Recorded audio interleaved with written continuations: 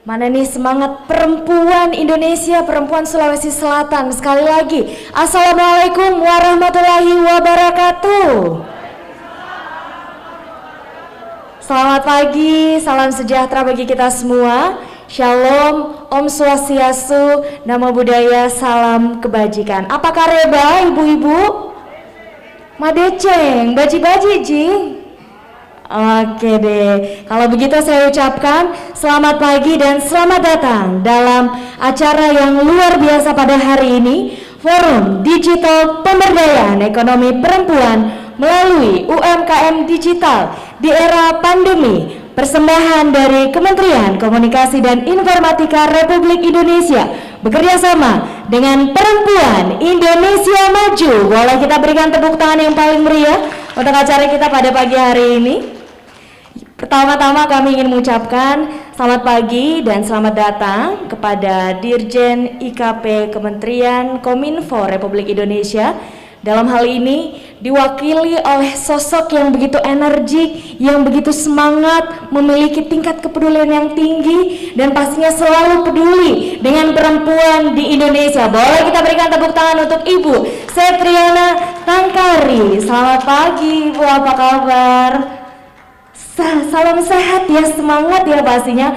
Beliau merupakan Direktur Informasi dan Komunikasi Perekonomian dan Maritim Kementerian Kominfo Republik Indonesia. Selamat datang di Kota Makassar Ibu pada hari ini. Cantik sekali dan pastinya selalu semangat ya Ibu. Pastinya sudah hadir bersama-sama kita. Dan juga sudah hadir pada pagi hari ini yang kami hormati Ketua Perempuan Indonesia Maju. Boleh kita berikan tepuk tangan untuk Ibu Lana Kuncoro. Selamat pagi, Ibu cantik sekali hari ini. Pastinya selalu menginspirasi perempuan yang ada di Indonesia ya, luar biasa. Dan pastinya juga hari ini sudah hadir juga Bapak Raden Muhammad Agung Harimurti Purnomojati selaku Kepala Balai Besar Pengembangan Sumber Daya Manusia dan Penelitian Komunikasi dan Informatika Kominfo Makassar. Boleh kita berikan tepuk tangan. Selamat pagi Bapak, apa kabar? Baik, salam sehat ya. Baik, dan pastinya kami juga ingin mengucapkan selamat pagi dan selamat datang kepada para narasumber yang luar biasa pada hari ini, yang pastinya nanti kita akan sharing bersama ya terkait dengan pemberdayaan ekonomi perempuan melalui UMKM digital di era pandemi ini.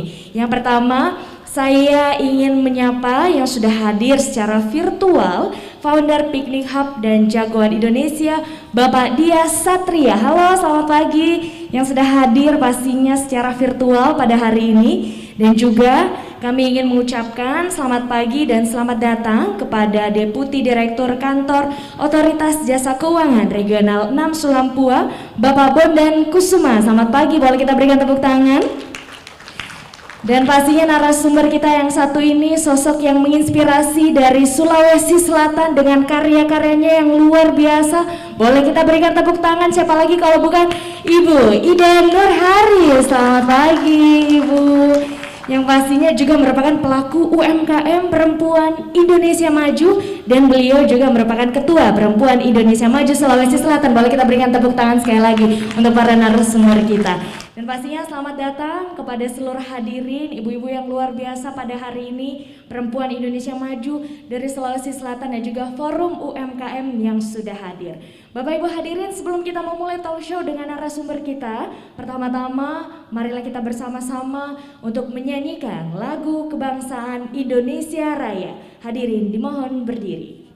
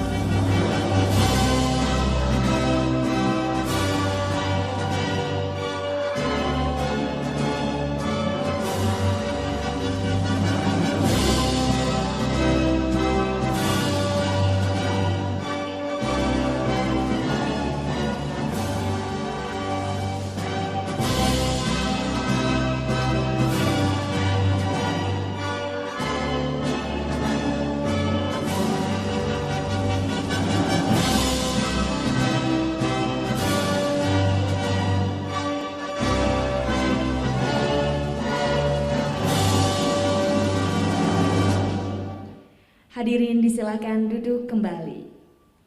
Bapak Ibu hadirin, pada hari ini tentunya kita akan bersama-sama untuk mengikuti forum digital pemberdayaan ekonomi perempuan melalui UMKM digital di era pandemi. Tentunya acara ini memang sengaja diselenggarakan di Kota Makassar, Sulawesi Selatan untuk mendorong para perempuan-perempuan terbaik di Sulawesi Selatan dan juga para pelaku UMKM untuk bersama-sama onboarding untuk go digital. Jadi tidak hanya memasarkan produknya ataupun juga menjual produknya secara konvensional ataupun juga offline, tapi sekarang udah go digital onboarding untuk memasarkan, memperkenalkan dan menjual produknya melalui online ataupun juga marketplace. Pastinya semua yang ada di sini selalu hadir dengan karya-karya yang kreatif, pastinya dengan produk-produk yang penuh inovasi. Oleh karena itu, hari ini kita akan bersama-sama untuk mengikuti talk show dengan narasumber yang luar biasa. Tapi sebelum itu, pertama-tama marilah kita bersama-sama untuk mendengarkan sambutan yang akan disampaikan oleh Bapak Raden Muhammad Agung Harimurti Purnomojati selaku Kepala Balai Besar Pengembangan Sumber Daya Manusia dan Penelitian Komunikasi dan Informatika Kominfo Makassar. Kepada Bapak dengan hormat disilahkan. Boleh kita berikan tepuk tangan?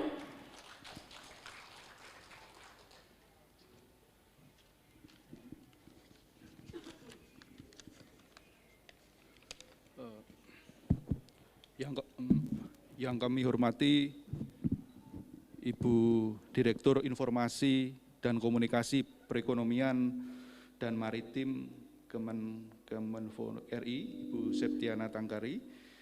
Yang kami hormati Ibu Lana Kuncoro, Ketua Umum Pemberdayaan Perempuan Indonesia, Bapak Dias Satria di online, founder Piknik Hub dan Jagoan Indonesia, selamat bergabung di online Bapak. Kemudian Bapak Bondan Kusuma, Deputi Direktur Kantor OJK Regional 6 Sulampua. Kemudian Ibu Ida Nurharis, pelaku UMKM Perempuan Indonesia Maju. Assalamualaikum warahmatullahi wabarakatuh. Salam sejahtera untuk kita semua, salam sehat. Alhamdulillah kita bisa berkumpul di tempat yang berbahagia ini untuk melakukan diskusi forum digital dengan tema pemberdayaan ekonomi perempuan melalui UMKM digital di era pandemi. Saya kira ini tema yang cukup menarik, relevan dan penting bagi kita semua, seluruh masyarakat Indonesia, tidak hanya perempuan. Karena perempuan dan ekonomi digital itu adalah merupakan satu mata uang yang memang penting bagi perekonomian bangsa dan perekonomian keluarga.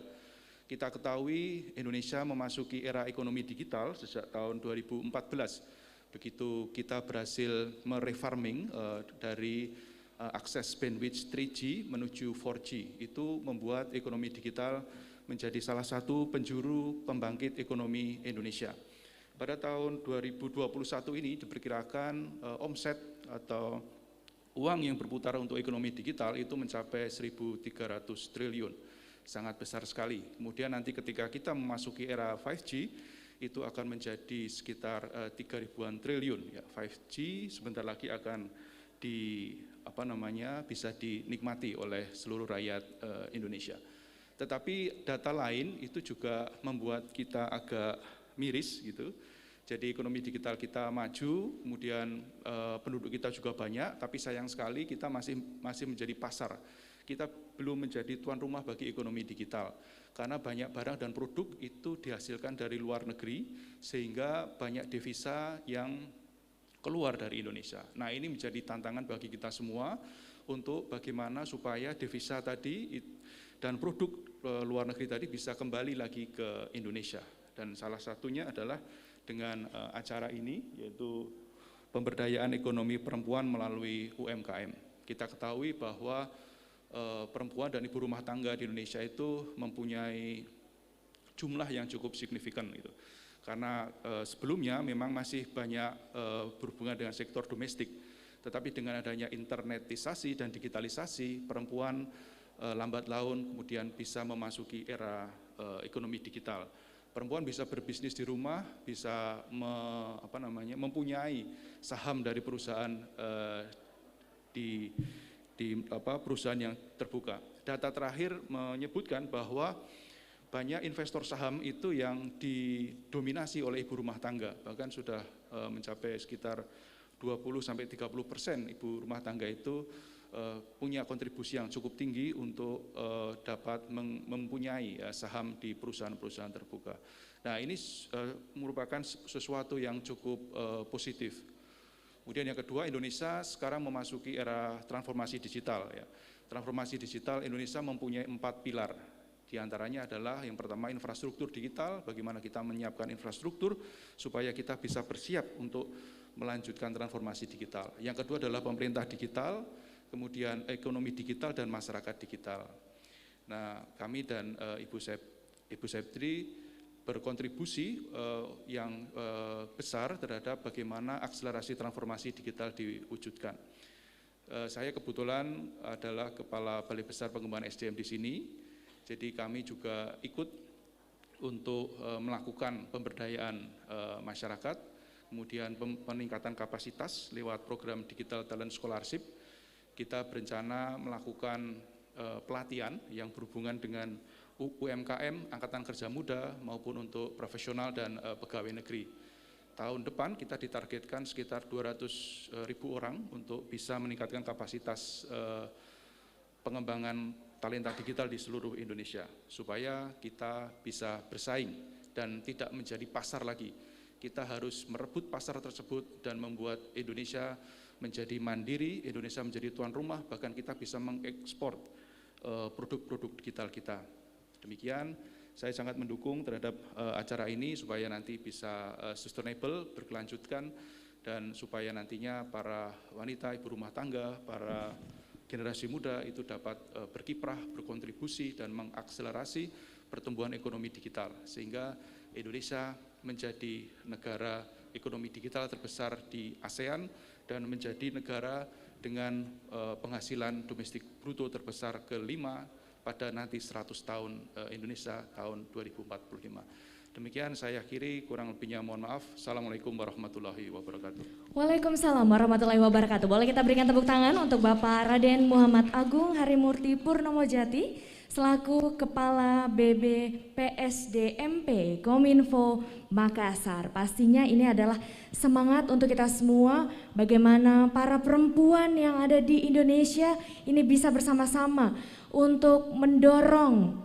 perekonomian Indonesia maju ke depannya, dan pastinya sama-sama untuk go digital. Kita punya 64 juta UMKM dan kita berharap Indonesia tidak lagi menjadi pasar tapi menjadi tuan rumah dari ekonomi digital. Boleh kita berikan tepuk tangan dong sekali lagi untuk kita semua. Baik, Bapak Ibu hadirin, selanjutnya marilah kita bersama-sama untuk mendengarkan keynote speech dari Dirjen IKP Kementerian Kominfo Republik Indonesia. Dalam hal ini diwakili oleh Direktur Informasi dan Komunikasi Perekonomian dan Maritim Kementerian Kominfo Republik Indonesia. Mari kita sambut bersama-sama dan berikan tepuk tangan yang meriah untuk Ibu Septriana Tangkari.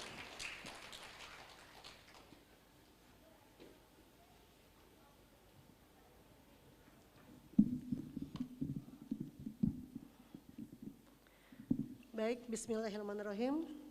Assalamualaikum warahmatullahi wabarakatuh. Salam, Om Swastiastu, Namo Buddhaya, salam kebajikan dan salam sehat untuk kita semua, serta Aga Kareba. Terima kasih ibu-ibu semua. Yang saya hormati, pagi ini mungkin dalam keadaan cerah ceria ya semua, mudah-mudahan dalam keadaan sehat. Boleh minta bantu mic-nya Pak? Yang saya hormati Ibu Lana Kuncoro, Ketua Umum Perempuan Indonesia Maju, yang membawa saya sampai ke Makassar pagi hari ini, karena kita sudah berkeliling dengan Ibu Lana ini mulai dari Bali, kemudian tuh Lombok dan daerah sekitarnya. Tapi ini adalah suatu kesempatan saya untuk kembali hadir di tanah, saya bilang ini tanah kelahiran saya kedua, karena saya pernah menjabat di sini di Balai BSDM. Jadi saya senang sekali saya pernah tempatkan di Makassar selama 8 bulan 9 hari, jadi kalau ibu hamil tuh kan lahirnya 9 bulan ya Bu ya. Saya masih 8 bulan, jadi belum lahir Bu. Baik Bapak Ibu semua, yang saya hormati Bapak Bondan Kesuma, Deputi Direktur Kantor OJK Regional 6 Salampua. Terima kasih banyak Bapak sudah bisa berkolaborasi bersama-sama kami. Yang saya hormati Mas Dias, karena memang masih muda sekali, founder Piknik Hub dan Jagoan Indonesia. Ini adalah beliau yang memberikan suatu nuansa untuk kita semua bagaimana mempacking yang baik. Mungkin di sini ada ibu-ibu yang hebat yang sudah berkumpul sama kita. Kemudian yang saya hormati Ibu Ida Nur Haris, pelaku UMKM Perempuan Indonesia Maju. Terima kasih banyak Ibu telah memberikan kesempatan untuk berkolaborasi dengan PIM, khususnya PIM di daerah Makassar. Kemudian yang saya hormati Bapak Raden Muhammad Agung Harimukti Purnomo Jati, Kepala Balai Besar Pengembangan Sumber Daya Manusia dan Penelitian Komunikasi dan Informatika Kominfo Makassar. Matur suwun sangat Bapak, serta Bapak Ibu teman-teman yang hadir baik online maupun offline. Bapak Ibu yang saya hormati, ibu-ibu hebat yang telah hadir di sini sebagai pengampu daripada Perempuan Indonesia Maju, dan insya Allah nanti mungkin ada pelantikan, tapi hari ini kita tetap adalah perempuan-perempuan hebat yang memberikan nuansa untuk Indonesia. Pertama-tama marilah kita panjatkan puji dan syukur kepada Allah SWT, Tuhan yang Maha Esa, karena berkat rahmat dan hidayahnya lah kita dapat berkumpul, bersilaturahmi, memberikan suatu kesempatan kita untuk saling mengenal satu dengan yang lain. Ini adalah suatu kebanggaan kita, karena makin banyak kita silaturahmi artinya makin panjang umur kita insya Allah. Izinkan saya juga untuk menyampaikan salam hormat dari Dirjen IKP Informasi Komunikasi Publik, Bapak Usman Kansong yang saat ini ingin sekali hadir pada forum Digital Talk pagi hari ini, namun beliau berhalangan karena ada kegiatan lain yang memang di Papua. Beliau sudah ditandem sama Pak Menteri untuk melihat PON ke-20 di sana. Jadi harapan kita salam hormat dan salam bahagia dari Bapak Usman Kansong. Bapak Ibu serta teman-teman peserta forum Digital Talk yang saya banggakan, saat ini kita berada pada era IoT atau Internet of Things, di mana semua perangkat di sekitar kita terhubung dengan internet sehingga antar perangkat dengan saling bisa berkomunikasi. Kalau dulu kan hanya saya dan Bu Lana atau dengan saya sama Bu Ida, tapi saat ini seluruh media tuh bisa bicara tanpa ada hati, karena mereka adalah barang, alat yang digunakan untuk bisa berbicara dengan kita. Jadi perangkat dan saling berkomunikasi ini kita dapat bekerja saling efektif, karena dengan adanya IoT pekerjaan dapat dipantau dari manapun dan kapanpun dengan data dan laporan yang real time. Ini kita bisa lihat saat ini kita di rumah. Kebetulan saya di rumah, saya ada di sini, saya bisa tahu anak saya lagi ngapain karena kita punya jaringan infrastruktur yang baik. Internet kita terhubung dari Sabang sampai Merauke, dari Pulau Nangga sampai Pulau Rote, dan itu kita bisa lihat di CCTV. Oh, di rumah saya ada yang datang, tamunya ada, dan itu adalah IoT. Kulkas kita bisa matikan dari jarak jauh, rumah kita bisa kita buka atau kita tutup dari jarak jauh, dan ini adalah suatu perkembangan antara alat bisa berkomunikasi. Jadi inilah kesempatan kita, mungkin paparannya bisa disampaikan ya teman-teman. Kemudian IoT sangat erat hubungannya dengan revolusi industri 4.0, karena IoT merupakan salah satu unsur utama dalam revolusi industri. IoT juga berpengaruh dalam berbagai macam industri seperti manufaktur, logistik, kesehatan, tata kota, rumah, pertanian, bahkan industri otomotif. Jadi saya rasa di sini Bapak Ibu yang memiliki putra dan putri yang hebat, di sini sudah ada kepala balai kita, ada pelatihan digital talent scholarship. Di sini juga ada pelatihan IoT, ada big data dan yang lainnya. Teman-teman atau ibu-ibu yang memiliki putra putri yang memang ingin bisa mendapatkan pendidikan atau pendampingan dari program dari balai besar ya Pak ya, ini bisa mendaftar nanti di balai besar, karena ini adalah kesempatan yang langka yang diberikan dari pemerintah, khususnya dari Balai BSDM, Kementerian Komunikasi dan Informatika, untuk kepada masyarakat Indonesia, khususnya daerah Makassar sudah membuka sendiri. Berdasarkan survei WR sosial, jumlah pengguna internet di Indonesia hingga Januari tahun 2021 mencapai 200,2 juta jiwa. Ini adalah sesuai dengan komitmen kita, bagaimana kita bisa melihat antara kementerian yang lain bahwa dengan populasi Indonesia mencapai 274,9 juta, artinya penduduk kita ini sudah 50% menggunakan internet, sesuai dengan komitmen kita WSIS World Summit Information and Society, bahwa 50% penduduk Indonesia terhubung dengan internet. Nah, artinya tingkat penetrasi internet kita sudah mencapai 73%. Tingkat penetrasi internet yang tinggi itu berdampak pada tinggi jumlah pengguna ponsel yang mencapai angka fantastik, yaitu 347,3. Jadi di sini Bapak Ibu, teman-teman atau semua yang memegang gawainya itu lebih dari satu orang itu bisa memegang 2 gawai ataupun 3. Tapi mudah-mudahan handphone atau gawai-gawai yang digunakan ini bisa digunakan dengan maksimal. Artinya apa? Kita menjadi technopreneurship untuk anak-anak yang muda, entrepreneurship untuk yang lainnya, dan kita bisa menggunakan ini bukan menjadikan suatu bisa menjadi wartawan, bisa menjadi startup, tapi bukan untuk menyebar hoax. Itu yang paling utama. Tingkat penetrasi internet yang tinggi dan berdampak pada tinggi jumlah pengguna internet yang saat ini kita bisa lihat anak-anak kita dari mulai TK, PAUD justru ya Bu ya. Dari mulai PAUD, TK, SD, SMP seluruhnya menggunakan internet. Kenapa? Karena belajar dari jarak jauh. Dan alhamdulillah bulan ini sudah dibuka untuk pembelajaran tatap muka. Mudah-mudahan di sini sudah berjalan dan insya Allah ini memberikan dampak yang baik sehingga anak kita bisa bersosialisasi, membagi hati mereka kepada teman-temannya dan bisa bangga dengan apa yang ada, bahwa kita sudah mencapai vaksinasi yang cukup besar. Nah, ini adalah suatu kebanggaan kita. Indonesia mencapai negara keempat yang memiliki komitmen untuk bisa mendapatkan vaksin. Nah, ini kita bisa lihat bahwa saya sampaikan juga untuk vaksin pertama itu sudah ada 100.884 juta 651. Artinya 48,44% itu sudah mendapatkan vaksin pertama. Alhamdulillah. Kemudian untuk vaksin kedua 57 juta 990.479, artinya 27,48%. Ini kenapa hari ini kita bisa sama-sama hadir di sini Bapak Ibu semua, itu adalah karena kekuatan kita, gotong royong kita, semangat kita untuk bisa bersama-sama mendapatkan vaksin dan selalu jangan lupa menggunakan masker. Kalau kita tidak berupaya, pemerintah berupaya sekali, apalagi Bapak Presiden Joko Widodo, ayo kita bersama-sama dari pandemi kita menuju ke endemi. Harapan kita semua, seluruh rakyat kita pasti berharap, bismillah mudah-mudahan kita bisa mencapai titik bisa bersilaturahmi, berdekatan. Kalau ini duduknya masih satu-satu ya Bu ya, udah satu-satu jaraknya 2 meter, 2 meter. Dan ini bagi kita tepuk tangan untuk pelaksana yang sudah melaksanakan kegiatan dengan protokol kesehatan yang sangat-sangat terjaga. Harapan kita begitu. Dan lebih dari 126% dari total jumlah penduduk Indonesia pengguna media sosial. Di Indonesia sudah mulai mencapai lebih dari setengah jumlah penduduk Indonesia. Artinya dengan pengguna media sosial nih, saya yakin lah ibu-ibu di sini pasti punya Instagram. Mudah-mudahan semua Instagramnya terisi wajah saya hari ini ya Bu ya. Berharap banget gitu ya Bu ya. Jadi nah di situ ada Instagram, kemudian ada Facebook, ada TikTok. Saya rasa semua ibu-ibu pasti suka main TikTok. Nggak apa-apa Bu, itu adalah hiburan kita semua. Apalagi anak-anak kita. Jadi itu adalah suatu kebanggaan bahwa kita juga bisa ikut serta meskipun dalam arti yang luar biasa atau bahwa kita sudah dewasa seorang orang tua, tapi dengan mengikuti pola anak-anak kita akan lebih sehat dan lebih mudah. Bapak Ibu yang saya hormati, sesuai dengan instruksi Presiden Bapak Joko Widodo, 5 langkah percepatan transformasi digital.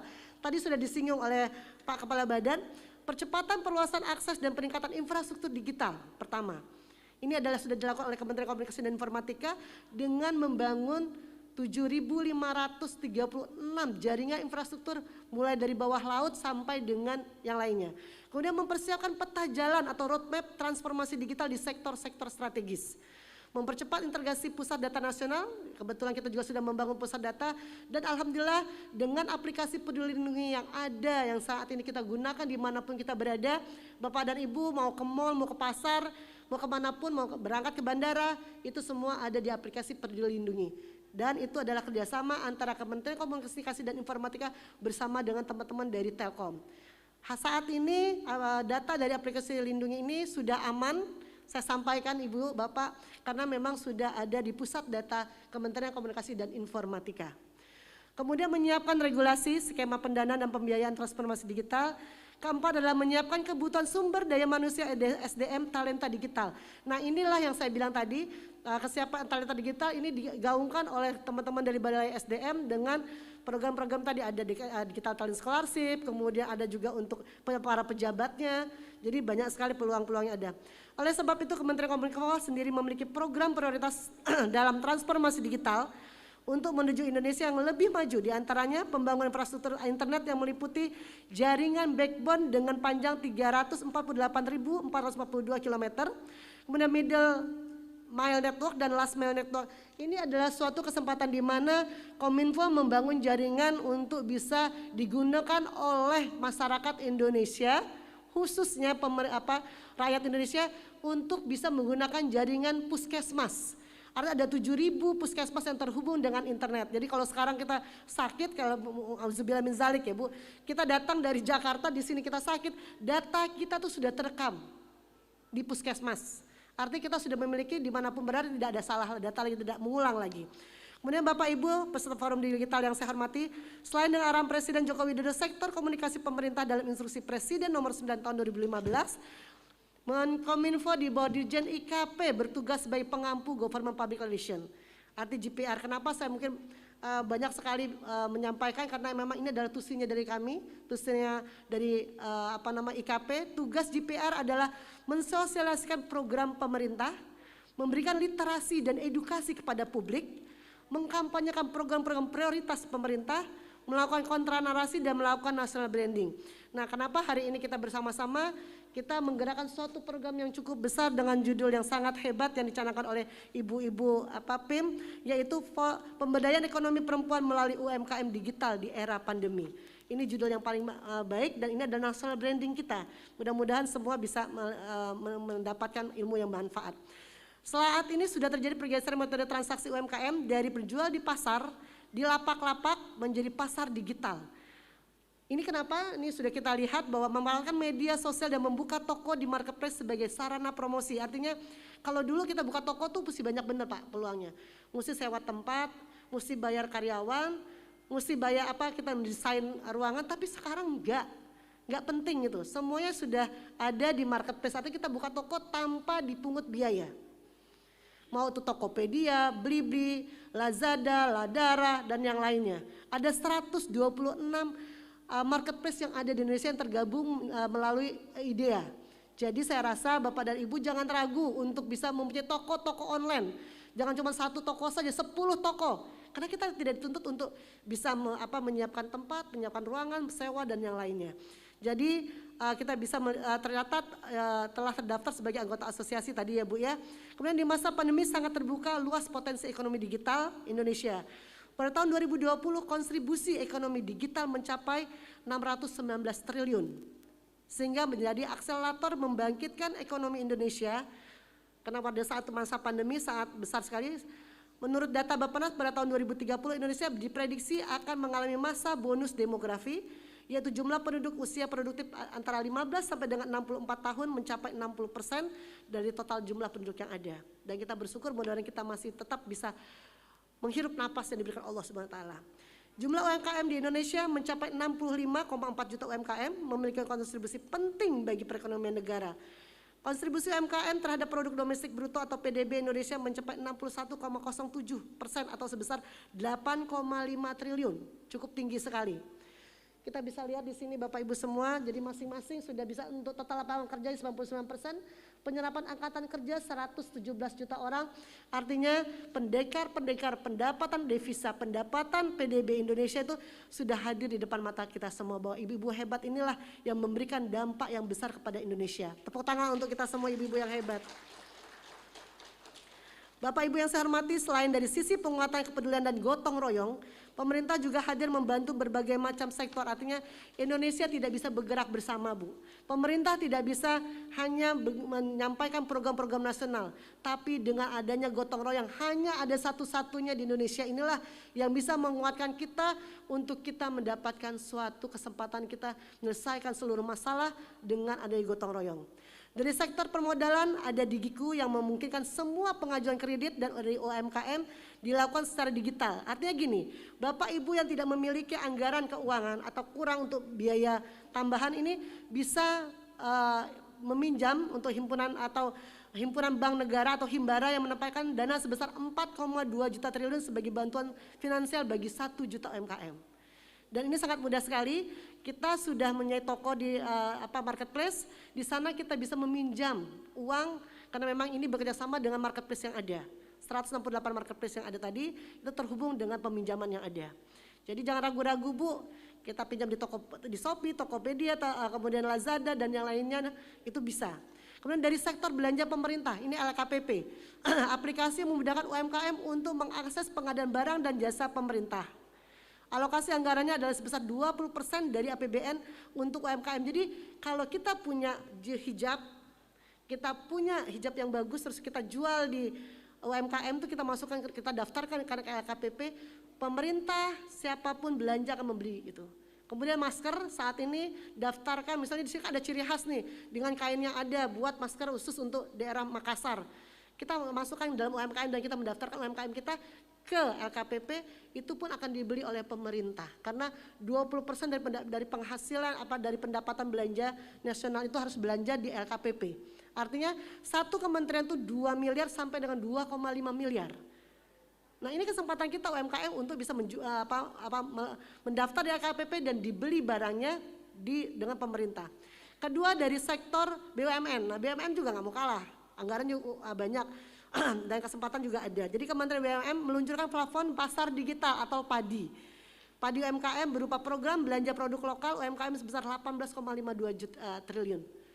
Jadi jangan ragu, kita bersama-sama untuk menyampaikan ini bajunya ciri khasnya Makassar, ini produk Makassar, ini kain Makassar. Ayo Bu, jadi supaya pada saat orang memakai batik ya bukan batik terus, tapi bisa dengan tenun-tenun yang ada di daerah Makassar.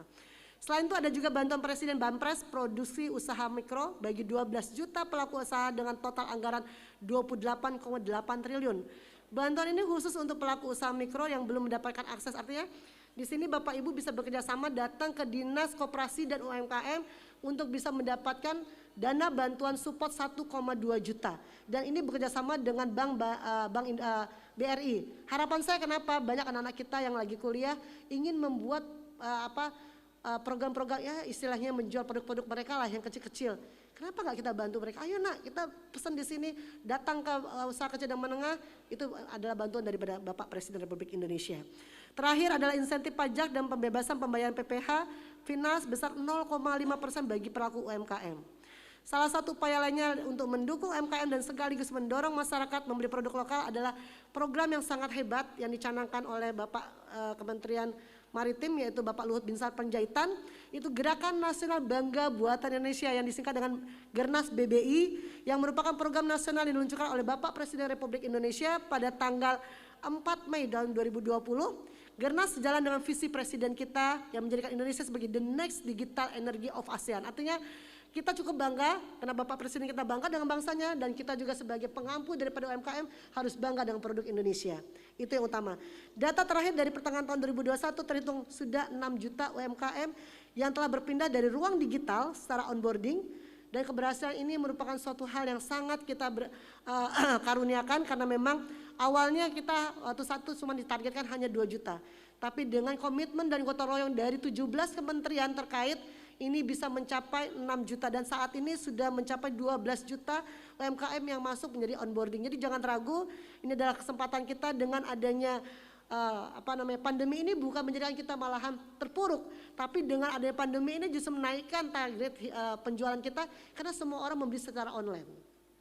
Nah, itu yang kita lihat. Kemudian dari tahun 2021 diharapkan sebanyak 30 juta UMKM sudah berpindah ke ruang digital pada tahun 2023. Dan saya yakin dengan kekuatan ekonomi kita, kekuatan masyarakat kita secara gotong royong, apalagi hari ini sudah hadir semua di sini, insya Allah semuanya bisa kita jalankan bersama. Teman-teman Forum Digitalk yang saya hormati dan saya sayangi, kita harus mengapresiasi perempuan perekonomian Indonesia dengan total 64,5% UMKM dikelola oleh perempuan dari 30 juta UMKM yang ada. Selain itu Indonesia berada di posisi 68 dari 153 negara yang berpartisipasi perempuan di Subdex ekonomi dan kesempatan berusaha. Artinya nggak ragu lagi bahwa perempuan Indonesia ini orang-orang yang tangguh. Karena memang kita orang-orang yang tangguh, apalagi orang Makassar ya, bagaimanapun juga tetap tangguh. Teknologi digital berperan dalam pemberdayaan perempuan antara lain pekerjaan yang bersifat fleksibel. Artinya kalau kita benar-benar berusaha, kita tidak mengenal waktu, tidak mengenal tempat, karena sambil ngegoreng sekalipun, sambil menyusukan anak kita, teknologi itu bisa kita jalankan. Kenapa? Orang membeli itu dengan cara yang ada. Dan kita yakin semua itu kita lakukan bersama di rumah maupun di luar rumah. Mempromosikan kesetaraan gender, ini perlu sekali, mendukung perempuan makin berdaya dan lebih berpartisipasi dalam segala bidang. Jadi saat ini saya lihat semua orang tuh membuat komunitas-komunitas. Saat ini ada PIM, ada juga kalau Bu Lana itu ada Perempuan Indonesia, ada juga Pertiwi, dan ini adalah satu kesempatan kita untuk bisa menampilkan bahwa kita adalah orang-orang yang makin memberdayakan perempuan. Ketiga, ada perubahan perilaku transaksi masyarakat berbasis digital. Saat ini pasti ibu-ibu nggak pernah bawa uang lagi karena sudah ada OVO di handphonenya, sudah ada Dana, jadi tinggal klik aja. Jadi kalau suami kita susah-susah, udah ayah jangan lama-lama ya kirim ke OVO saja. Nah kan itu hal yang sangat mudah. Bukan promosi tapi memang itulah yang harus kita lakukan. Selain itu teknologi digital berperan menutup kesenjangan gender. Nah ini saya bisa sampaikan, yang dilakukan adalah mengumpulkan dan mempublikasikan data gender kita. Ketiga adalah mengadopsi konektivitas internet dan mengatasi kesenjangan gender. Keempat, mempromosikan keterampilan digital dan pendidikan TIK untuk perempuan. Ini semua ada programnya. Partisipasi perempuan dalam pengembangan teknologi konten dan inovasi TIK ini sangat dibutuhkan. Kemudian menjaga privasi. Saya sampaikan kepada Bapak Ibu semua hari ini yang hadir, ayo kita jangan sampai kita memberikan data pribadi kita kepada orang lain, meskipun itu adalah hanya NIK, karena NIK itu sudah terhubung dengan jaringan diri kita, mulai dari nama ayah kita, ibu kita, keluarga kita. Apalagi di bank itu keamanan adalah data nama orang tua gadis kita. Pada saat di situ kan NIK itu sudah tersebar kemanapun berada, bank kita bisa bocor dan pasti kita mendapatkan hal yang tidak elok di telepon orang ataupun kebocoran untuk keamanan diri kita. Jadi saya rasa kepada Bapak Ibu, karena kita juga punya Kominfo punya suatu program yaitu data pribadi, undang-undang data pribadi. Jadi saya mengingatkan ibu-ibu, jangan hanya karena rayuan potongan harga 10%, 20%, begitu ya Pak ya dari OJK, terus kita terlena, kita memberikan data kita. Di situ data kita, orang tua kita, nama ibu kita kandung ada di situ. Dan inilah harus kita hati-hati. Kemudian selain itu juga kita bisa melihat bahwa yang harus kita lakukan, yang kita harus sadari adalah 5 pilar literasi digital untuk perempuan. Nanti mungkin siang nanti ada pembelajarannya. Bagikan dengan hati-hati, artinya pada saat kita men-share berita, menyampaikan berita kepada orang lain, kalau memang tidak layak nggak perlu kita sampaikan. Lebih baik kita hapus, klik di tangan kita. Karena saya sampaikan kita punya echo chamber. Echo chamber ini semua berita yang ada dikirimkan oleh satu orang kepada siapapun yang jauh misalnya di Luwuk ataupun di daerah Toraja ujung sekali, itu data itu ada. Siapa penerima terakhir, siapa penyebar terakhir itu ada. Kenapa saya sampaikan? Supaya karena memang saya sayang sama ibu-ibu saya yang hadir di sini. Jadi jangan sekali-sekali berita-berita atau foto-foto porno, video porno, gambar-gambar yang gak elok, berita-berita yang tidak elok, yang berdasarkan ras maupun keagamaan, berdasarkan polemik yang lain, saya rasa nggak perlu kita sampaikan. Biarkanlah orang berpolitik, kita mah senangin aja UMKM dan kita hidup untuk anak-anak kita dan keluarga kita. Itu yang paling penting, karena memang perlu kehati-hatian pada saat kita menyampaikan berita-berita bohong, berita-berita yang tidak benar, berita-berita hoax ini ada hukumannya jelas di Undang-Undang Informasi Transaksi Elektronik yang sebenarnya ini bukan ranah, tapi saya ingin menyampaikan ini karena tugas kami adalah GPR. Jadi jangan misalnya untuk SARA, kemudian untuk kebencian, untuk pencemaran nama baik, itu sudah jelas Bu. Undang-Undang pasal 27, 28, pasal 29 sampai dengan 45A itu denda 6 miliar, subsidi penjara itu 1 sampai dengan 6 tahun. Jadi hal yang nggak perlu kita sampaikan kepada masyarakat, biarkanlah. Yang penting kita tetap bisa menyampaikan hal-hal yang terbaik. Kemudian berpikir kritis dan jangan mudah percaya dengan semua yang ada di internet. Karena di internet tuh, jangankan di internet, di TV pun ada 5,6 berita bohong. Di radio pun 8,7% berita bohong. Jadi kita memang perlu kehati-hatian pada saat menyampaikan berita-berita yang tidak benar dan tidak elok. Ketiga adalah lindungi privasi atau data diri, tadi saya sudah sampaikan. Menjadi netizen yang baik dan bijak. Bijak dalam arti memilih konten-konten yang baik yang bisa kita sampaikan, yang bermanfaat, misalnya untuk masak, membuat contoh bagaimana, membuat makanan yang dibungkus nih, sini saya paling suka sekali ada pisangnya itu ya Bu. Barongko, nah itu keren tuh. Lebih baik kita melakukan hal-hal yang begitu daripada kita memberikan berita-berita yang tidak elok. Jadi jadilah netizen yang berani. Laporkan jika menemukan konten-konten negatif. Itu harus kita lakukan karena Kominfo membuka aduan konten.kominfo.go.id. Jadi di situ kita buka. Salah satu wanita hebat Sri Kandi Indonesia yang bisa menjadi panutan adalah Menteri Keuangan Republik Indonesia. Salah satu quotes yang beliau sampaikan adalah perempuan merupakan agen perekonomian yang penting. Ketika mereka diberi akses yang sama dan setara, maka perempuan bisa muncul sebagai tokoh pemberdaya ekonomi masyarakat. Dan ini telah hadir orang-orang yang hebat, ibu-ibu PIM Perempuan Indonesia Maju yang memang menggerakkan ekonomi dari Makassar. Terima kasih. Teman-teman yang saya banggakan, saya berharap semoga teman-teman peserta dapat mengambil banyak ilmu dari seminar Digitalk, pemberdayaan ekonomi perempuan melalui UMKM digital dan di masa pandemi ini. Ini serta mendukung produk dalam negeri, kita harus bangga dengan produknya, karena saya dari atas sampai bawah ini produk dalam negeri, karena memang apalagi yang kita miliki, karena itulah Indonesia. Banyaklah bertanya kepada para narasumber, Bapak Bondan Kusuma, Bapak Dia Satria, dan Ibu Ida Nur Haris, bagaimana kita bisa menggerakkan ekonomi lebih baik dan lebih baik lagi, supaya mendapatkan lebih banyak pemahaman yang ada. Demikian yang dapat saya sampaikan. Selamat berdiskusi dan beredukasi, serta maju terus UMKM Indonesia dan bangga buatan Indonesia. Dengan mengucap Bismillahirrahmanirrahim, untuk acara pagi hari ini kita membuka suatu program yang cukup besar yang kita lakukan, yaitu Forum Digitalk Pemberdayaan Ekonomi Perempuan melalui UMKM Digital di era pandemi 12 Oktober 2001. Bismillahirrahmanirrahim. Assalamualaikum warahmatullahi wabarakatuh. Salam Om Swastiastu, Namo Buddhaya, salam kebajikan dan salam sehat untuk kita semua untuk pagi hari ini dan untuk selanjutnya. Terima kasih. Baik, boleh kita berikan tepuk tangan.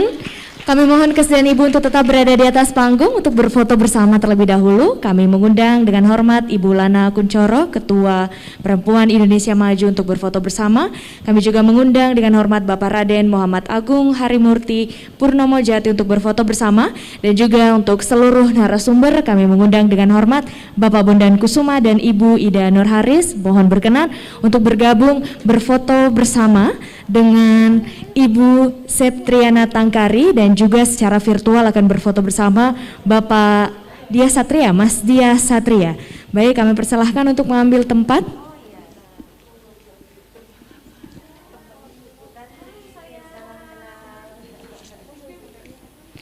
Baik, Bapak Ibu hadirin, kita akan bersama-sama untuk menyaksikan prosesi foto bersama seluruh narasumber dan juga tentunya tamu VIP kita pada hari ini bersama Ibu Septriana Tangkari. Baik, kami persilahkan rekan-rekan fotografer untuk dapat mengabadikan momen pada hari ini. 3, 2, 1, sekali lagi, semangat ya. Baik, 3, 2, 1, baik. Sekali lagi, bagaimana? Apa yang mau diteriakan Ibu? Suara Kominfo, suara Indonesia. Boleh bersama-sama ya Ibu-ibu ya. 3, 2, 1. Suara Kominfo, suara Indonesia. Baik, boleh kita berikan tepuk tangan yang paling meriah pastinya.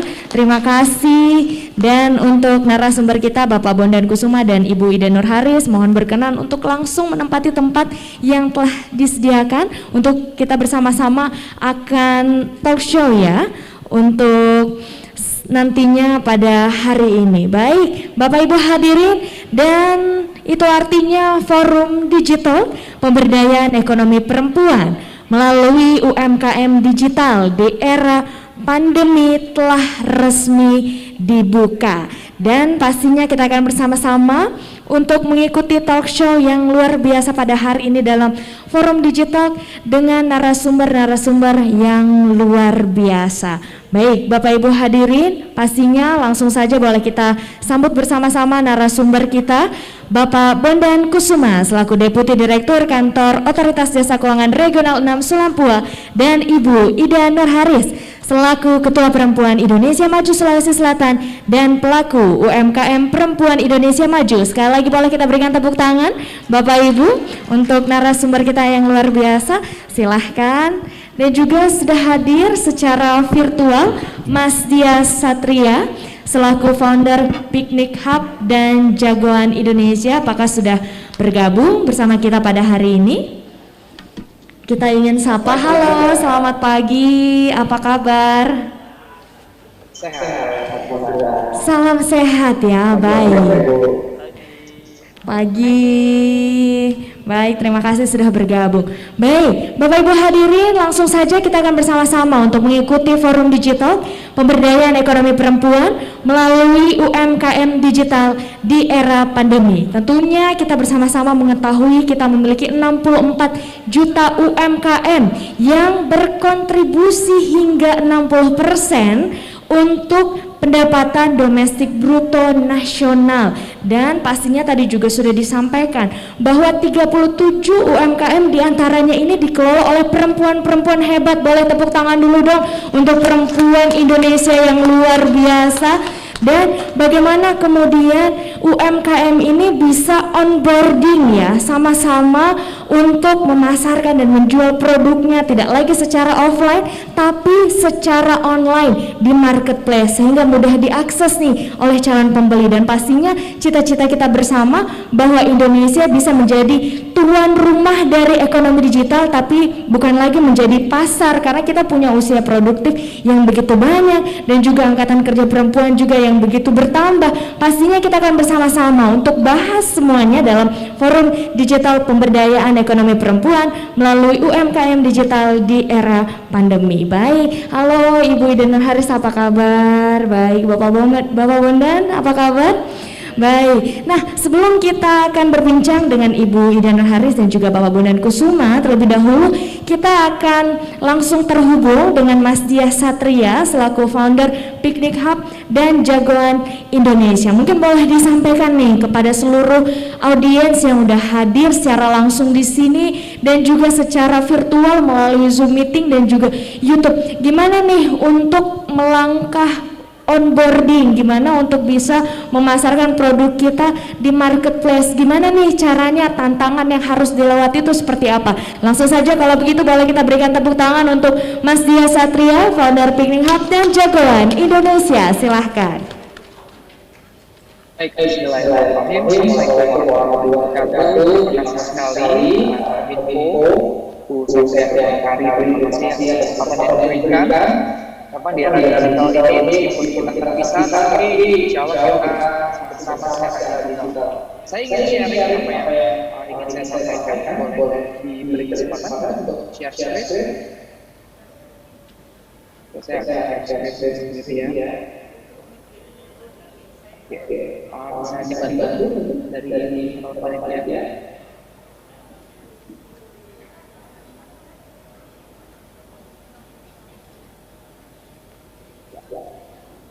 Oke, sebelum oke nggak apa-apa deh kalau tidak bisa di-share screen. Jadi kan saya biasa di Fakultas Ekonomi dan Bisnis Brawijaya di Malang. Itu saya orang Betawi Jakarta dan beberapa Makassar. Mudah-mudahan ada kesempatan lagi di Makassar. Saya selama beberapa tahun melakukan Jagoan Indonesia. Jagoan Indonesia itu hari branding produk lokal untuk bisa masuk di pasar-pasar retail modern, khususnya di Transmart Malang dan di Surabaya. Oke, saya bisa share screen. Ya. Ini tema yang sangat menarik sekali tentang pemberdayaan ekonomi perempuan melalui UMKM digital di era pandemi. Jadi menurut saya kalau bicara perempuan ya saya akan bicara tentang ibu saya dan ibu-ibu yang mungkin ada di depan saya yang luar biasa, bahkan di hal-hal yang sangat krusial untuk membantu ekonomi. Misalnya ketika bapak saya pensiun yang menentukan untuk bekerja adalah ibu saya. Meskipun pada saat itu saya pensiun belum 4 tahun, sehingga secara ekonomi digantikan oleh saya jualan macam-macam. Untuk saya bisa sekolah, saya bisa kuliah, dan alhamdulillah saya dengan doa itu juga bisa dapat beasiswa luar negeri S2, S3 di University of London. Jadi ekonomi perempuan ini saya pikir luar biasa. Di era digital saya pikir opportunity-nya akan sangat banyak sekali. Nah, ini beberapa CV saya, tapi waktunya cuma 10 menit. Saya tadi cerita Jagoan Indonesia itu branding produk lokal, khususnya produk-produk seperti keripik, kopi, dan lain-lain. Kita jual di mulai di tahun 2018, tapi kita akuin bahwa tren bisnis itu karena kita masuk di retail modern itu kolaps, bangkrut. Sehingga saya mulai berpikir apa ya yang saya lakukan, karena di era pandemi ini sulit buat Bapak Ibu sekalian, pasar sulit, marketnya sulit, kapabilitas sudah terganggu, sehingga kita perlu terus berpikir dan berkreativitas. Nah, oleh karena itu saya tidak berpikir tidak berhenti untuk terus melakukan sesuatu. Hanya kita mengembangkan produk malah di kami bersyukur sekali. Jawa Indonesia berkembang dan sekarang kami adalah sosial media strategis untuk beberapa hotel, kemudian kafe dan juga restoran. Jadi di handle sosial media kami akan sharing bagaimana sih menghandle sosial media di Nah, Piknik Hub sendiri yang kami kembangkan itu adalah sebagai coffee shop atau warung kopi yang saya pikir banyak banget di pasar. Tetapi kita bicara tentang branding, kita bicara tentang promosi, yang pertama harus dipikirkan itu adalah bagaimana bisnis yang kita kembangkan itu punya nilai beda dibandingkan bisnis lain. Oleh karena itu Bapak Ibu, di era digital, di era kompetisi yang semakin ketat, yang perlu kita pikirkan di awal itu adalah apa sih yang membedakan bisnis kita dengan bisnis lain. Makanya tagline di Piknik Hub adalah space for meeting. Saya nggak pengen bikin tempat kopi yang hanya kopi aja, tapi bisa tempat belajar, sharing, dan oleh karena itu kita define tujuannya kedai kopi yang punya cita rasa dan kebersamaan, kedai kopi yang menginspirasi sebuah inovasi, kedai kopi yang membuat kolaborasi. Nah, ini menjadi sangat penting Bapak Ibu, karena customer di era sekarang itu suka dengan value. Apa manfaatnya, sesuatu nilai-nilai yang saya terima dari produk selain dari produk yang kita tawarkan. Nah, saya punya cerita menarik. Kebetulan adik saya ini menikah dengan foundernya Ramuan Cinta. Ramuan Cinta itu sebenarnya kayak jual bahan aja sih. Bapak Ibu masih bisa bikin. Kalau ibu-ibu yang besar pasti akan bisa bikin. Cuma permasalahannya adalah cara bisa menjual spek rempah-rempah ini satu hari 700 spek lewat sosial media. Kemudian yang kedua, harganya bisa jauh lebih besar dibandingkan harga saing-saing yang itu dibeli. Nah, ini ternyata luar biasa. Tapi bisa dicek di Instagramnya. Mungkin juga ada di Makassar. Saya pikir ini salah satu UMKM yang sukses. Nah, dari contoh ini saya coba untuk breakdown secara detail. Sebenarnya apa sih yang harus kita kembangkan dalam sesuatu? Ada 5 untuk kita bisa pikir tentang marketing yang pas. Pertama, produknya harus bagus, harganya harus pas, siapa yang harus kita bisa identifikasi, bagaimana promosinya, dan di mana kita menjual produk tersebut. Oleh karena itu, maka kita harus bisa mengidentifikasi kira-kira produk kita ini sudah sampai sejauh. Kita bisa menjual barang seperti Ramuan Cinta ini ada 60.000. Padahal yang biaya produksinya nggak sampai sepertiganya atau nggak sampai seperempatnya. Tapi pertanyaannya adalah gimana caranya bisa menjual ini dengan harga 20.000 bandingkan ini satu hari bisa masuk sampai 700. Jadi Bapak Ibu bisa bayangkan gimana caranya dia bisa. Nah, strategi yang didorong Ramuan Cinta kebetulan yang mendesain adalah teman-teman dari Jawa Indonesia. Gimana caranya ini bisa sukses? Nah, dia selalu berpikir tentang value. Produknya harus bagus, tapi value-nya harus tinggi. Apa value yang dia berikan? Dia selalu menyampaikan tentang tips dan trik gimana caranya dia, tips dan trik gimana caranya supaya bisa sukses, tips dan trik misalnya untuk mengurangi jerawat, dan lain-lain itu menjadi pain atau masalahnya customer. Jadi Bapak Ibu, kalau kita pengen mengembangkan sebuah produk, maka yang harus kita pikirkan adalah siapa customer-nya dan apa sih sebenarnya problem yang mereka hadapi sehingga mereka harus beli produk kita. Jadi jangan hanya berpikir tentang gimana caranya mengolah jahe dengan baik menjadi sebuah produk, tapi lebih dalam kita harus berpikir siapa yang akan beli, siapa yang akan mengkonsumsi, dan kira-kira apa sih permasalahan dia sehingga dia tertarik untuk beli produk. Nah, ini yang kita lakukan di Jagoan Indonesia juga. Kita tadi cerita tentang bagaimana kita rebranding produk lokal. Memang di awal untuk rebranding produk lokal, basic needs-nya adalah produknya harus bagus dulu untuk bisa di-touch up atau dikemas yang baik. Oleh karena itu, ketika kita menemukan trik pala yang sangat menarik di desa dulu di Banyuwangi, maka kita coba desainkan dengan menarik.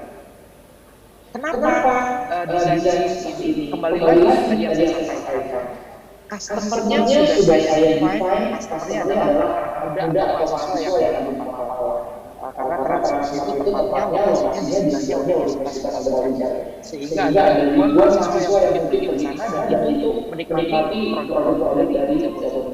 Nah, ini yang kita kembangkan. Ada pisang, kopi, dan lain-lain. Meskipun kami harus membatasi kami di era pandemi. Makanya di era pandemi kita sudah lagi yang ada di retail modern. Maka kalau Bapak Ibu cek di Shopee, ada yang namanya sandbox, hampers, itu yang kita jual. Nah, ini menjadi sangat penting juga buat Bapak Ibu. Jadi bisa jadi produk kita di era pandemi ini tidak laku, tapi kita harus berpikir apa kira-kira produk yang memang disukai oleh orang. Nah, ketika pandemi banyak orang yang isolasi, mereka membutuhkan antibiotik, madu, rempah, dan lain-lain untuk dikirimkan ke teman-temannya yang sedang isolasi.